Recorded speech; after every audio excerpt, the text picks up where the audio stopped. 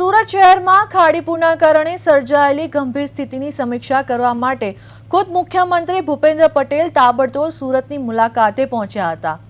સીએમની અધ્યક્ષતામાં યોજાયેલી આ મેરેથોન બેઠકમાં ખાડી પ્રોજેક્ટના રીડેવલપમેન્ટ, ઊંડાણ અને ગેરકાયદે દબાણો હટાવવા માટે સરકારે ₹500 કરોડના વિશેષ પેકેજની જાહેરાત કરી છે। આ ઉપરાંત ખાડીના ગેરકાયદે દબાણો તોડી પાડવાના પણ આદેશો કર્યા છે। આ બેઠક દરમિયાન અસરગ્રસ્ત વિસ્તારોના ધારાસભ્યોએ તંત્રની પોલ ખોલતા જ મુખ્યમંત્રી અધિકારીઓ પર લાલઘૂમ થયા હતા। ભવિષ્યમાં આવી સ્થિતિનું પુનરાવર્તન નહીં થાય તે માટે સીએમએ કડક શબ્દોમાં આદેશ આપ્યા છે।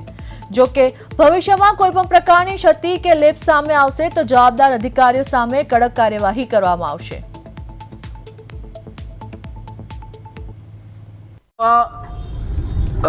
વરસાદના કારણે ખાસ કરીને ખાડીને લઈને સુરત શહેરમાં પૂર ના આવે તે માટે ફૂલ પ્રૂફ પ્લાન બનાવવામાં આવે તે માટે સૂચના આપવામાં આવી છે।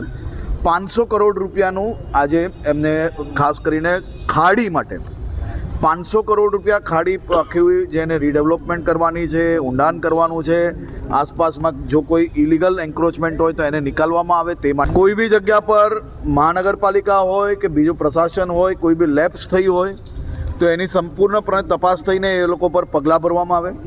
કોઈ બી રોડ બીજા કોઈ બી કામગીરી જેની અંદર નવા કામગીરી થઈ હોય અને જે તૂટ્યા હોય અને એ કામગીરીની અંદર જો કોઈ બી વીકનેસ હોય તો એની ઉપર બી પગલાં બી ભરવામાં આવે ને જરૂર લાગે તો ફોજદારી પગલાં બી ભરવામાં આવે તેની બી સૂચના સૌ અધિકારીઓને આપવામાં આવી। એકલા જો કામગીરી કરશે તો કેશડોલ પહોંચાડતા 2-4-5 દિવસ લાગી શકે છે।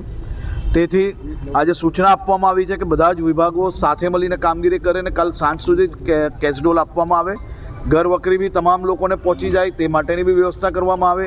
દુકાનોમાં, ઘરોમાં જે કોઈ નુકસાન થયું છે તેનું તાત્કાલિક સર્વે પૂર્ણ કરવામાં આવે। સર્વે પૂર્ણ કરતાની સાથે જ મુખ્યમંત્રી શ્રી રાજ્ય લેવલે એક બેઠક બોલાવીને જે નુકસાન થયું છે નુકસાનને કઈ રીતે રાજ્ય સરકાર મદદ કરી શકાય તે બાબતનું આવનારા સમયની અંદર ડિક્લેરેશન